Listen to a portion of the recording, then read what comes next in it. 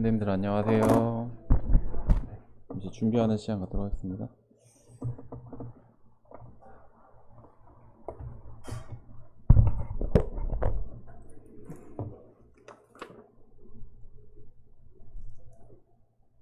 네, HDMI를 해주세요.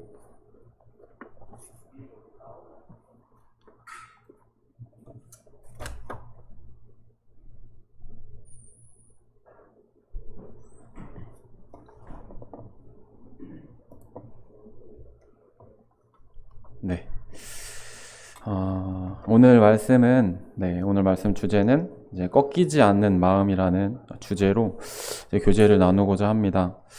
먼저 저희 얼마 전에 있었던 이제 월드컵 이야기로 이제 이야기를 시작을 해보려고 하는데요. 많이들 경기를 보셨는지 잘 모르겠습니다. 근데 이제 이번에 저희 나라 대한민국이 카타르 월드컵에 이제 본선에 진출하게 되었습니다. 근데 여기 보시다시피 이제 조별리그 H조로 이렇게 배정이 되었었는데요. 보시는 바와 같이 이제 포르투갈, 가나, 이제 우루과이와 이제 경기를 하게 되었습니다. 근데 이제 피파 랭킹이라고 해서 각 국가별로 이제 축구 실력을 알아보기 쉽도록 매긴 순위가 있습니다. 근데 이제 그 순위를 보시면 이제 포르투갈이 세계 9위고요. 우루과이는 세계 13위, 또 가나는 피파 랭킹 60위로 굉장히 이제 포르투갈과 우루과이 같은 경우에는 굉장히 상위권에 있는 나라들과 경기를 붙게 되었습니다. 이제 가나는 60이고 이제 우리나라는 28위였는데요. 이 조별리그에서 단 두 나라만이 이제 16강에 진출할 수 있기 때문에 이제 첫 경기 이제 우루과이를 이기는 그림이 이제 포르투갈과 같이 올라갈 수 있는 가장 좋은 그림이었습니다. 하지만 첫 경기에 이제 우루과이전에서 이제 0대 0으로 이제 무승부를 기록을 하게 됩니다. 그리고 나서 그 다음에 이제 가나 경기가 있었죠. 가나 경기가 있었는데, 이 경기, 전반전에 이제 가나에게 두 골을 먹히게 되었습니다. 그래서, 아마 이때 많은 사람들이 객관적으로 볼 때, 참, 이번 월드컵 16강은 무리겠구나, 이렇게 생각을 했었습니다. 그런데, 이제 한번 영상 보시면은, 2대 0으로 지고 있는 상황이었는데요. 이강인의 크로스로 조규성이 이제 헤딩골을 이렇게 넣게 됩니다.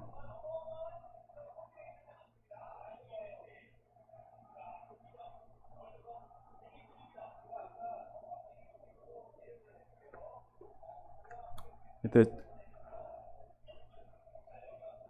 갑자기 희망이 생겼죠. 지고 있었는데. 근데 바로 3분 뒤에 얼마 지나지 않아서 이제 김진수가 크로스를 올렸는데 여기서 이제 또 조규성이 이제 헤딩골로, 멋진 헤딩골로 이게 골을 넣었을 때 이때 많은 팬들이 정말 환호를 했었습니다. 그래서 그 후에 아쉽게도 몇 분 지나지 않아서 가나가 또 한 골을 넣게 되면서 이제 승리를 예상했던 가나를 상대로 2대 3으로 지고 말았습니다. 그리고 이 경기에 많은 이슈들이 있었는데요. 이제 심판의 편파 판정과 또 벤투 감독에게 레드카드를 줘가지고 퇴장시키는 일로 인해서 다음 포르투갈전에서 벤투 감독은 이제 아예 벤치에 앉아 있을 수 없는 상황에 이르렀습니다. 이때 얼마나 많은 사람들이 이 16강 진출을 어렵다고 생각했는지 예상했는지 모르겠습니다. 이제 월드컵 통계상으로 이제 1무 1패를 기록하고 16강에 올라가는 확률이 지금까지 통계상 14%밖에 되지 않았다고 합니다. 그리고 전문가들은 이 대한민국이 16강에 올라갈 수 있는 확률을 9% 정도로 이렇게 추정을 하였었습니다. 반드시 포르투갈을 이겨야 되는 그런 상황이었거든요. 근데 포르투갈이 아시다시피 아까 말씀드린 것처럼 세계 9위였습니다. 근데 정말 경기가 시작하자마자 한 5분 뒤에 포르투갈에게 한 골을 먹히게 됐습니다. 그때 많은 사람들이 예상한 대로 피파 랭킹 9위인 그들을 이기기에는 역부족이다라고 이제 생각을 했었을 것입니다. 근데 이제 전반 26분에 이제 호날두가 어시스트를 해주고 김영건 선수가 골을 넣어서 이제 동점이 되게 되었습니다. 그래서 이때 잘하면 이길 수 있겠는데 이런 이제 생각이 들었죠.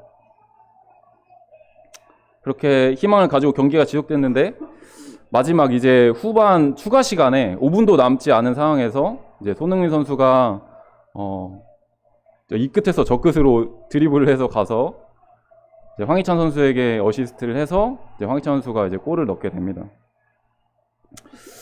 그래서 결국 네, 이제 대한민국이 2대1로 이기게 되었죠. 그래서 이때 이제 승리의 감격에 벅차서 황희찬 선수 또 손흥민 선수가 우는 그런 장면이 되게 인상이 깊었는데요.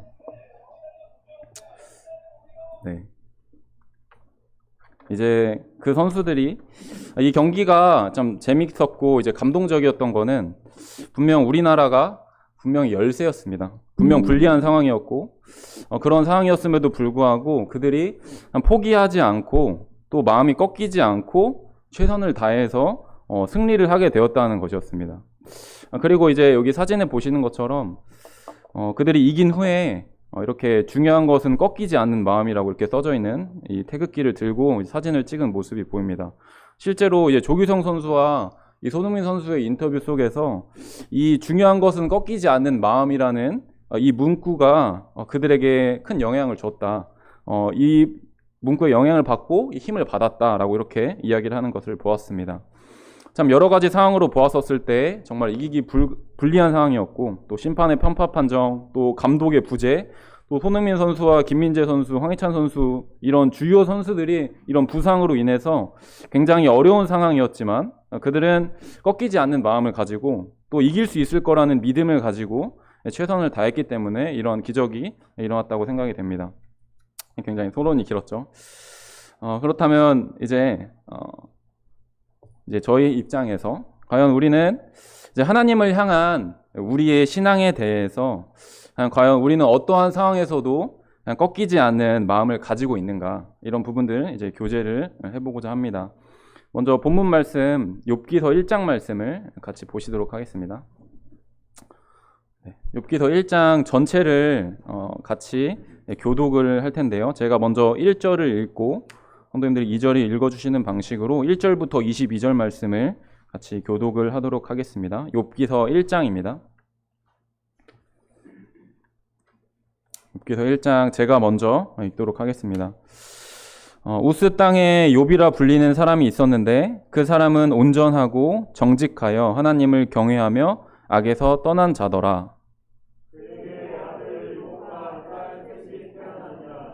그의 소유물은 양이 7,000마리요, 낙타가 3,000마리요, 소가 500결이요, 암나귀가 500마리이며 종도 많이 있었으니 이 사람은 동방 사람 중에 가장 훌륭한 자라.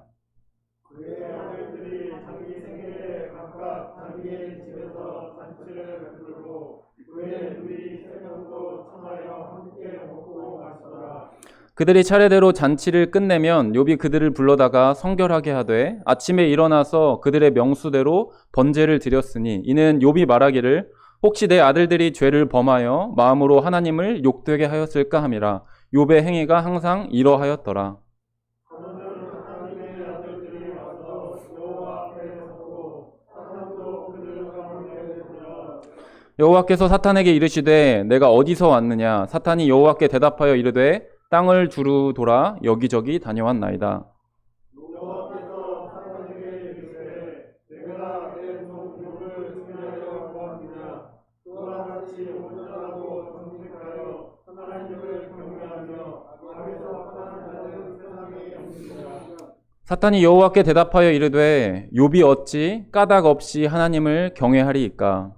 주께서 그와 그의 집과 그의 모든 소유물을 물타리로 두르신 때문이 아니니까. 주께서 그의 손으로 하는 자를 복되게 하사 그의 소유물이 땅에 넘치게 하셨음이니라. 이제 주의 손을 펴서 그의 모든 소유물을 치소서. 그리하시면 틀림없이 주를 향하여 욕하지 않겠나이까. 여호와께서 사탄에게 이르시되 내가 그의 소유물을 다 내 손에 맡기노라. 다만 그의 몸에는 내 손을 들지 말지니라. 사탄이 곧 여호와 앞에서 물러가니라. 하루는 욥의 자녀들이 그 맏아들의 집에서 음식을 먹으며 포도주를 마실 때에 사환이 욥에게 와서 이르되 소는 밭을 밟고 나귀는 그 곁에서 풀을 먹는데 스바 사람이 갑자기 이르러 그들을 빼앗고 칼로 종들을 죽였나이다. 나만 홀로 피하였으므로 주인께 아래로 왔나이다. 그가 아직 말하는 동안에 또 한 사람이 와서 이르되 하나님의 불이 하늘에서 떨어져서 양과 종들을 살라 그랬나이다. 나만 홀로 피하였으므로 주인의 아래로 왔나이다. 그가 아직 말하는 동안에 또 한 사람이 와서 아뢰되 주인의 자녀들이 그의 맏아들의 집에서 음식을 먹으며 포도주를 마시는데 제가 잘못 읽었나요? 잠시만요.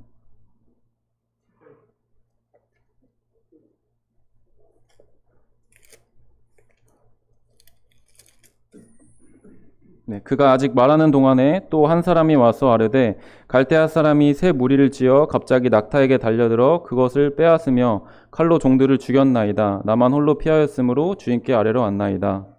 그가 아직 말하는 동안에 또 한 사람이 와서 이르되 주인의 자녀들이 그들의 맏아들의 집에서 음식을 먹으며 포도주를 마시는데 거친 들에서 큰 바람이 와서 집 내 모퉁이를 치매 그 청년들 위에 무너짐으로 그들이 죽었나이다. 나만 홀로 피하였으므로 주인께 아래로 왔나이다 한지라.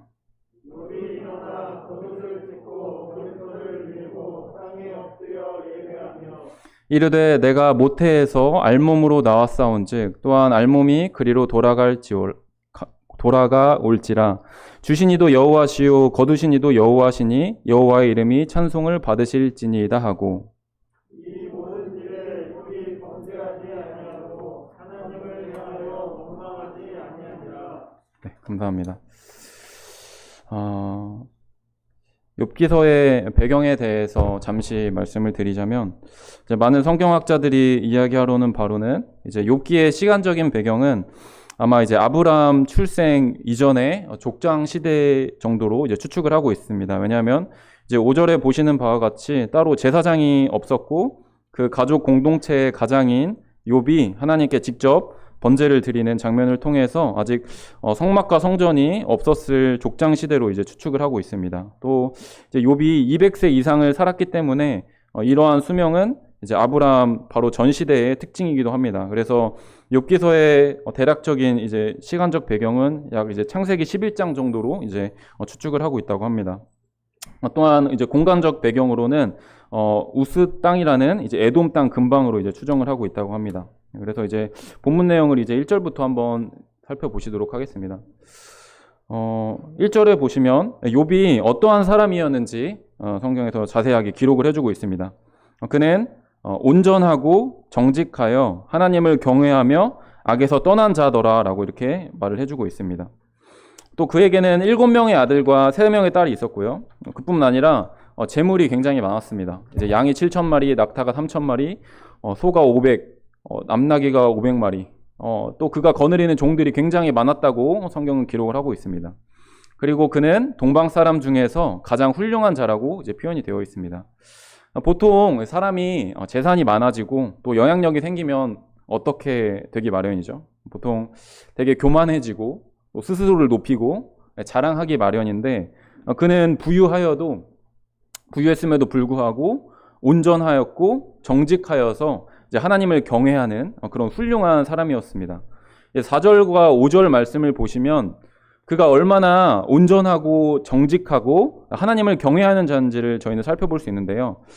그들의 아들들이 자기 생일에 각각 자기의 집에서 잔치를 베풀고 그의 누이 3명도 청하여 함께 먹고 마신 후에 욥이 그들을 불러다가 그들을 성결하게 하되 아침에 일어나서 그들의 명수대로 번제를 드렸으니 이는 욥이 말하기를 혹시 내 아들들이 죄를 범하여 마음으로 하나님을 욕되게 하였을까 함이라. 욥의 행위가 항상 이러하였더라. 참 놀랍습니다. 왜냐하면 이 욥은 자신의 아들들이 하나님께 마음으로 욕되게 하였을까 하여서 번제를 드렸다는 것입니다. 아니, 아들들이 행동으로 죄를 지은 것이 아닙니다. 그리고 또 마음으로 욕되게 한 것도 아니었습니다. 단지 혹시나 하는 마음에 그들이 하나님께 마음으로 욕되게 하였을까 하여서 번제를 드렸다는 것입니다. 이렇게 자식의 마음으로 짓는 죄까지 의식하는 사람이었다라고 한다면 그는 얼마나 자기 자신에 대해서 얼마나 더 성결하게 살았었을지에 대해서 저희는 생각을 해볼 수가 있습니다. 그리고 또한 욥의 행위가 이 잔치 때에만 그랬다는 것이 아니라 항상 그랬다라고 성경은 분명히 기록을 하고 있습니다. 욥의 행위가 항상 이렇게 온전하고 정직하고 하나님을 경외하는 모습이었다라고 기록을 하고 있습니다. 참 제 자신을 돌아보게 될 때 참 이렇게 욥처럼 이런 모습을 보이지 못하는 부분들을 발견을 하게 됩니다. 어떤 때에는 그러하고 어떤 때에는 그렇지 못하는 제 모습을 발견하게 되는데요. 욥은 하나님을 경외하여서 항상 자신을 하나님 앞에 성결케 하는 모습을 보게 되면서 참 이 욥의 참 배워야 될 점이라는 생각을 해보게 됩니다. 그리고 이제 6절부터 보시면 이제 하나님과 이 사탄의 대화가 나오게 됩니다. 7절에 보시면 여호와께서 사탄에게 이르시되 내가 어디서 왔느냐? 사탄이 여호와께 대답하여 이르되 땅을 두루 돌아 여기저기 다녀왔나이다. 이렇게 이야기를 하고 있습니다. 여기서 저희는 하나님과 사탄의 능력 차이를 엿볼 수 있습니다. 왜냐하면 하나님은 편재하신 분으로서 이 온 세상에 어디든지 전 공간에 존재하실 수 있는 그런 편재하신 하나님이십니다. 하지만 사탄은 그러한 능력이 없는 것을 저희는 확인할 수 있습니다. 땅을 두루 돌아 여기저기 다녀왔다라고 이렇게 이야기를 하죠. 그럼 그가 땅을 두루 다니면서 무엇을 하였을까요? 왜 두루 돌아 여기저기를 다녔을까요? 성경 베드로전서 5장 8절에서는 그가 어떠한 일로 이 세상을 돌아다니고 있는지 기록을 해주고 있습니다. 베드로전서 5장 8절 말씀 보시면 근신하라 깨어라 너희 대적 마귀가 우는 사자같이 두루 다니며 삼킬 자를 찾나니 이런 말씀이 있습니다. 마귀는 이 땅을 두루 다니며 삼킬 자를 찾고 있다고 기록을 하고 있습니다. 마귀는 창세기 3장에서 보시는 바와 같이 이 하나님과 사람 사이를 이간질시켜서 분리시키고 또 어떻게든 하나님과 연합하지 못하도록 또 하나님께 죄를 짓도록 유혹하고 또 진리를 왜곡시키고 또 거짓말을 하는 그런 존재입니다. 그렇기 때문에 우리가 우리의 대적의 존재를 제대로 알고 인식하는 것은 굉장히 중요한 문제입니다. 왜냐하면 이제 그 사자성어에도 지피지기 백전백승이라는 그런 말이 있지 않습니까? 그를 알고 나를 알면 100번 싸워도 100번 이긴다라는 말처럼 이 사탄이 어떠한 존재인지를 아는 것은 우리에게 굉장히 중요한 문제입니다. 한번 사탄이 또 어떠한 모습을 나타내고 있는지 한번 계속 살펴보도록 하겠습니다. 8절에서는 이제 하나님께서 사탄에게 자랑을 하고 계십니다. 너가 내 종 욥을 주의하여 보았느냐? 그와 같이 온전하고 정직하여 하나님을 경외하며 악에서 떠난 자는 세상에 없느니라. 이렇게 하나님께서 욥을 얼마나 기뻐하고 계시는지 저희는 알 수 있습니다. 이를 통해서 저희가 하나님을 기쁘시게 하는 믿음과 이 말과 행동은 하나님께서 주의하여 보시고 또 기억하신다는 것을 저희는 알 수가 있습니다. 그런데 여기서 사탄은 이런 말을 하게 되죠. 욥이 어찌 까닭 없이 하나님을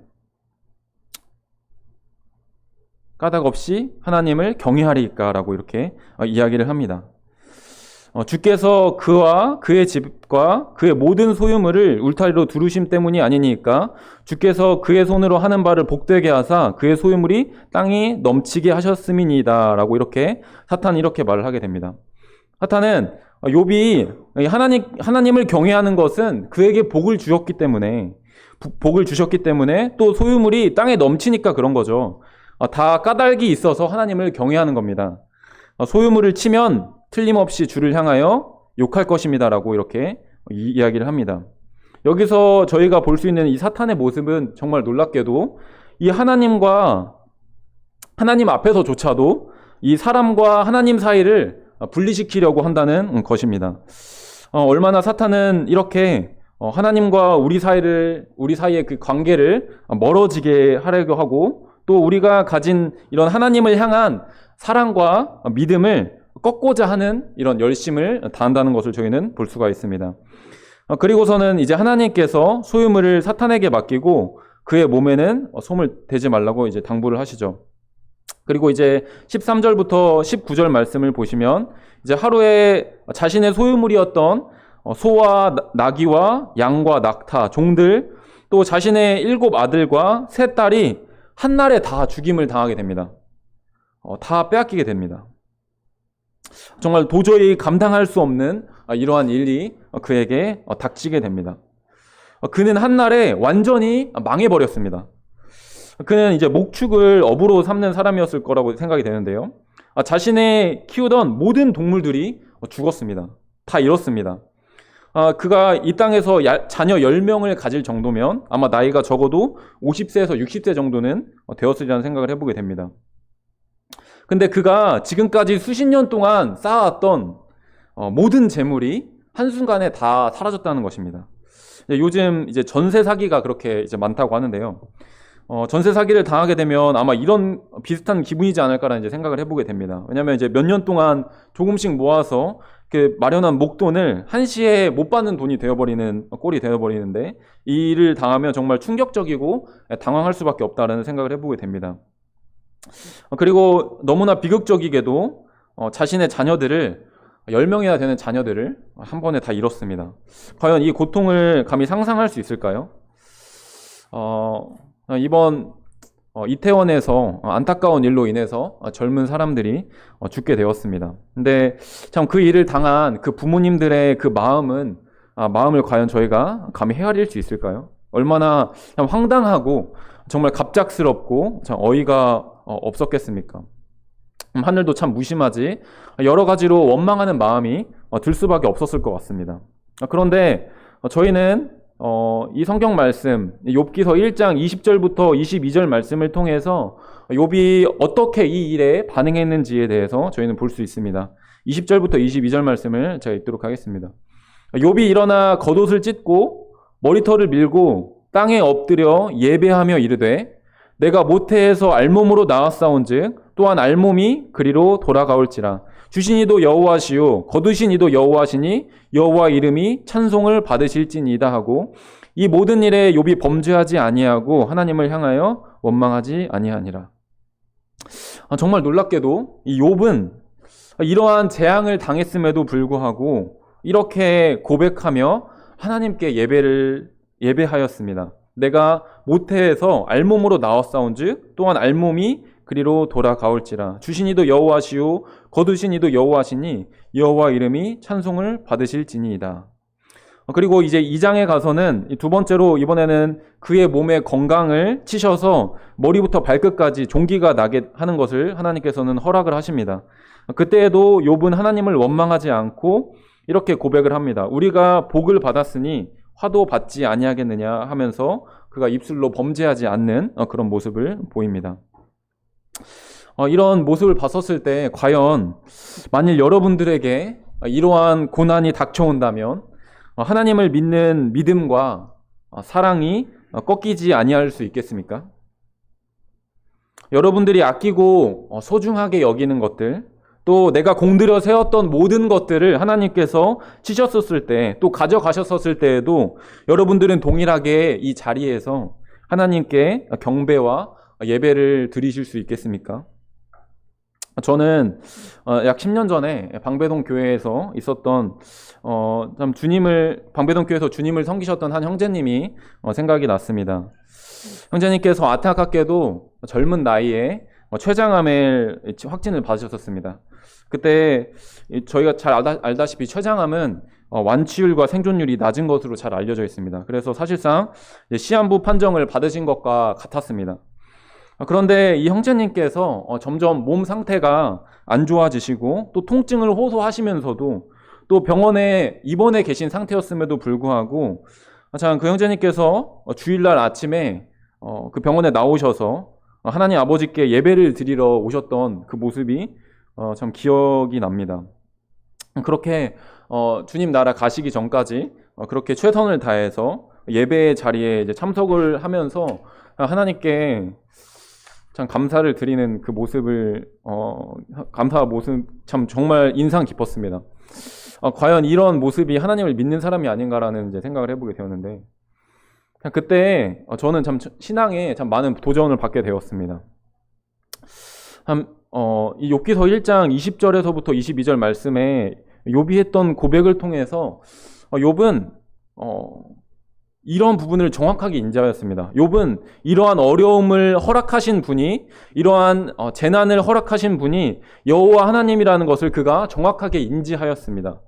그리고 또한 그는 애초에 처음부터 자신이 알몸으로 태어났고 그 이후에 지금까지 내게 있었던 모든 것들이 또 욥 자신의 것이 아니라 바로 하나님께서 주신 것이라는 그런 믿음을 그가 가지고 있었다는 것을 저희는 확인할 수가 있습니다. 실제로 우리의 삶도 마찬가지죠. 우리도 동일하게 알몸으로 태어났습니다. 제가 최근에 저희 딸이 태어났었을 때 제가 확인했습니다. 알몸으로 태어났습니다. 뭔가 가지고 온 것이 없습니다. 근데 참 어느 것 하나 예외 없이 모든 것을 하나님께서 우리에게 주셨습니다. 선물로 주셨습니다. 그리고 우리에게 맡기셨습니다.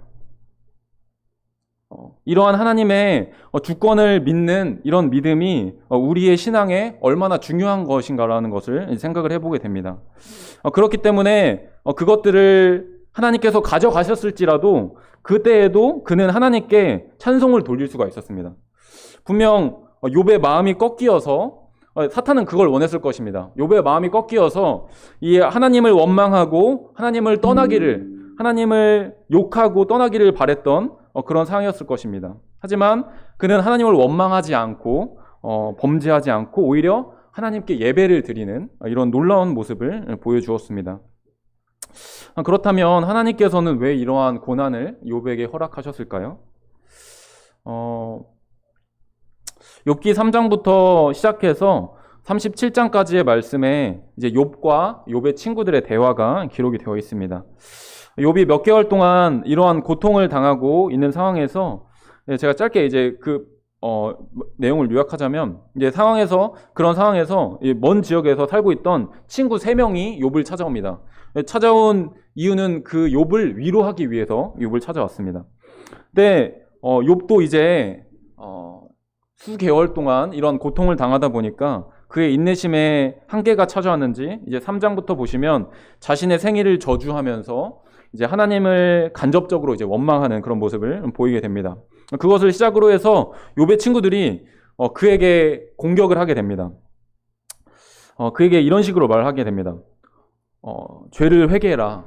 너가 지금 이러한 재난을 당하는 이유는 너의 죄 때문이다. 너의 죄 때문에 이러한 일을 당하는 것이니 무슨 죄를 지었는지 돌아보고 너가 회개하라 라고 이렇게 이야기를 합니다. 그 친구들은 아무것도 알지 못하는 상황이었거든요. 욥이 무슨 죄를 지었는지도 모르는 상황이었습니다. 근데 그들이 알고 있던 하나님께서 죄를 벌하시는 하나님이시는 것을 그들이 알고 있었기 때문에 이런 부분들로 이제 이야기를 했습니다. 하지만 욥은 그럴 만한 죄를 짓지 않았죠. 그래서 욥은 나는 무죄하다. 나는 이러한 일을 당할 만한 죄를 짓지 않았다고 이야기를 합니다. 그리고 또 친구들은 자신들의 말을 듣지 않자 이제는 더 나아가서 너가 회개하지 않으면 너가 완전히 망해버릴 것이다 라는 식으로 이야기를 합니다. 하지만 욥은 자신은 죄를 짓지 않았고 너희가 오히려 재난을 주는 위로를 한다 하면서 이런 식으로 이야기를 하게 됩니다. 그래서 욥이 그들의 말을 듣지 않고 회개하지 않자 친구들은 점점 더 심한 말로 욥을 비판하고 또 정죄하는 그런 모습들을 보게 됩니다. 욥은 여기서 더 나아가서 참 이러한 믿음을 지켰으면 참 좋았었겠지만 그는 이러한 친구들의 자신보다 의롭지 못한 친구들이거든요. 자신보다 못한 그런 친구들이 자신에게 이제 공격을 해오자 그는 더 나아가서 자신의 온전함을 주장하기 시작했고 또 자신의 의로움을 주장하기 시작했습니다. 그것이 하나님 앞에서 하나님이 지금 자신을 불공정한 대우를 하니까 어서 하나님이 나타나셔서 이걸 얘기를 해달라고 이렇게 이야기를 합니다. 그렇게 점점 그의 마음속에 깊은 곳에 있었던 자신의 의와 자신의 옳음을 슬금슬금 드러내기 시작합니다. 그리고 이제 38장부터 41장에서는 하나님께서 직접 나타나셔서 이제 욥에게 말씀하시는 장면이 나오는데요. 그때 하나님은 이 자연계와 동물계를 다스리시고 또 그들의 모든 것을 다 알고 계시는 지혜의 하나님으로 나타내십니다. 또한 그뿐만 아니라 베헤못과 리워야단이라는 무섭고 사람이 감당하지 못하는 그런 존재 또한 하나님 자신이 만드셨고 또 다스리시는 분이시라는 것을 말씀을 하십니다. 그리고 나서 그가 비로소 42장에 가서 마지막 장에 가서 욥이 회개하고 그가 말하기를 이제 욥기 42장 5절 말씀에 보시면 그가 이렇게 고백을 하게 됩니다. 내가 주께 대하여 귀로 듣기만 하였사오나 이제는 눈으로 주를 배움나이다 라고 이렇게 고백을 합니다. 그리고 또한 그뿐 아니라 하나님께서 이제 욥보다 옳지 못한 이 세 친구들을 위해서 기도하라고 이렇게 하십니다. 그리고 이제 42장 10절에 보시는 바와 같이 그가 그의 친구들을 위해서 기도할 때에 그때에 하나님께서 욥의 공경을 돌이키셨다라고 이렇게 성경은 기록하고 있습니다. 그리고 욥에게 이전 모든 소유보다 갑절을 주셨다라고 이렇게 이야기를 했습니다. 아마 이 부분을 생각해 봤었을 때 정말 쉽지 않았을 것 같습니다. 왜냐하면 그는 줄곧 자신의 무죄함과 의로움을 주장하고 관철했었습니다. 그때 친구라는 사람들이 와서 자신을 정죄하고 또 비판하였습니다. 마음의 평안과 위로를 주기보다는 오히려 마음의 어려움을 더하게 한 그 친구들을 위해서 기도한다는 것은 사실상 정말 어려운 것이었습니다. 그들을 용서해야만이 그들을 위해서 기도를 했을 수 있을 거라 생각이 되어집니다. 하지만 욥은 이 하나님과의 관계 회복을 통해서 또 그가 하나님을 직접 배웠었을 때에서야 그 친구들을 용서할 수 있었습니다. 욥이 자신보다 의롭지 못한 그런 친구들의 잘못을 용서해 줬을 때 하나님께서 비로소 그를 공경해서 회복시키는 것을 보게 됩니다. 이 고난을 통해서 욥은 자신의 의로움이 아무리 커봤자 이 하나님의 크신 의로움과 그 지혜와 능력 앞에서 철저히 엎드러질 수밖에 없는 이런 죄인임을 그는 깨달았을 것입니다. 또한 자신의 마음 가운데 굉장한 어려움을 주었던 이 친구들을 용서하는 것을 배웠으리라는 생각이 되어집니다. 시편 119편 67절과 71절 말씀에는 이런 말씀이 있습니다. 고난 당하기 전에는 내가 그릇 행하였더니 이제는 주의 말씀을 지키나이다. 71절 말씀에는 고난 당하는 것이 내게 유익이라 이로 말미암아 내가 주의 율례들을 배우게 되었나이다. 참 이렇게 시편 기자가 고백했던 것처럼 욥은 이 고난을 통해서 하나님께서 허락하신 이 고난을 통해서 이 하나님의 뜻과 또 하나님의 말씀을 배우게 되었을 것입니다. 또한 더 놀라운 믿음으로 그가 성장을 하게 되는 모습을 저희는 보게 됩니다. 저희 또한 이 땅 가운데 신앙생활을 하다 보면 여러 가지 어려움들이 찾아오게 됩니다. 욥과 같이 저희의 소유물을 잃는 경우가 있고요. 또 사랑하는 사람을 잃는 일이 있습니다. 이런 일도 있습니다. 또한 그뿐만 아니라 정말 더 어려운 것은 하나님을 믿는다고 하는 사람 때문에 신앙의 어려움을 겪곤 합니다. 욥의 온전함을 무너뜨렸던 것은 다름 아닌 가장 큰 위협은 무엇이었냐면 다름 아닌 하나님을 믿는 친구들이었다는 것입니다. 참 이처럼 성도들과의 어려운 관계로 인해서 신앙생활을 종종 포기하는 경우를 저는 어려서부터 보아왔습니다. 그리고 이 하나님을 같이 섬겼던 성도들이 이 세상의 유혹이나 참 여러 공경으로 인해서 하나님과 교회를 떠나는 경우를 종종 또 보게 됩니다. 하나님을 향한 그들의 마음이 꺾이는 것을 이제 보게 되는데요. 참 이제 다음 주만 되면 이제 2023년입니다. 벌써 한 해가 이렇게 금방 갔는데요.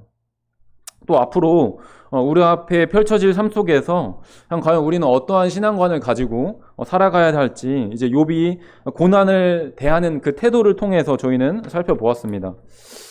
그는 하나님이 복을 주신 것처럼 나에게도 화를 주실 수 있는 분이라는 것을 알고 믿었습니다. 또한 그분의 그러한 주권에 반항하거나 또 원망한 것이 아니라 그는 그러한 주권을 가진 그 하나님을 찬양하며 예배하였습니다. 또한 하나님은 다 뜻과 목적이 있으셔서 그러한 고난을 허락하심을 저희는 생각을 해보게 됩니다. 하나님의 큰 그림이라고 하죠. 이사야 말씀에 이런 말씀이 있습니다. 하늘이 땅에서 높음같이 내 길은 너희의 길보다 높으며 내 생각은 너희의 생각보다 높으니라 라는 말씀이 있습니다.